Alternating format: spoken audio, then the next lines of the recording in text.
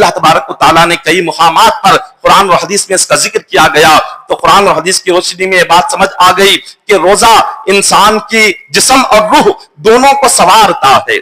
आज चंद मसाइल रोजे के मुतालिक बयान किए जाएंगे कि आप रोजा जो रख रहे हैं तो रोजे में किन चीजों से रोजा टूटता है और किन चीजों से नहीं टूटता, ये चंद अहम मसाइल है।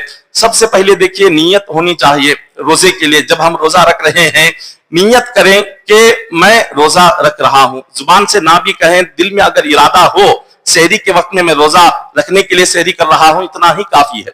अब वक्त बहुत जरूरी है। जो वक्त है, जैसे मिसाल के तौर पर अगर सहरी का वक्त अब के लिहाज से अगर आप देखें कि 5:15 से लेकर 5:20 के दरमियान, 5:15 से 5:20 के दरमियान सहरी का वक्त खत्म हो रहा है। अब ये होता है कि अज़ान का इंतजार होता है कि अज़ान होने तक हम खाते रहते हैं, ये गलत है। पहले सहरी का वक्त खत्म होता है, फिर उसके बाद फजर का वक्त शुरू होता है, उसके बाद अज़ान होती है। सहरी का वक्त खत्म होने के 10 मिनट के बाद फजर का वक्त शुरू होने के बाद अज़ान। अगर कोई शख्स जैसे कि 5:20 को सहरी का वक्त खत्म हुआ, 5:21-22 को भी अगर कोई खा रहा है, रोजा होगा ही नहीं। अजान तो बहुत दूर की बात है, अजान तो 5:30 को हो रही है, ये 5:40 को, ये तो बहुत दूर है।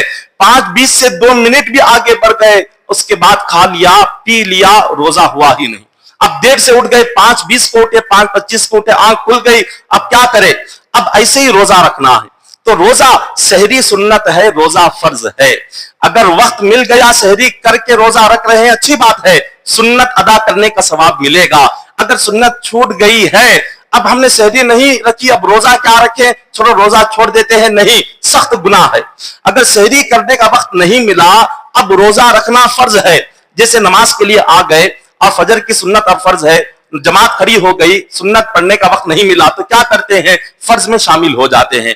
अब ऐसा नहीं कि सुन्नत हम पढ़े नहीं, फर्ज क्या पढ़ना है, चलो वापस घर को चले जाएंगे, ऐसा तो नहीं करते।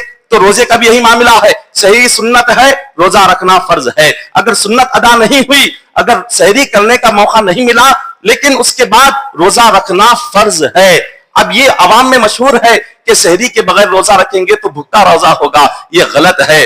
रोजा कोई भुक्का नहीं होता, कोई खाने वाला नहीं होता। सहरी का या तो सहरी के साथ होता है या सहरी के बगैर होता है। सहरी के साथ हुआ तो ज्यादा सवाब है, बगैर सहरी के है तो सवाब है लेकिन थोड़ा सा कम सवाब है। लेकिन रहना तो वाजिब और फर्ज ही है, बगैर सहरी के भी। इसी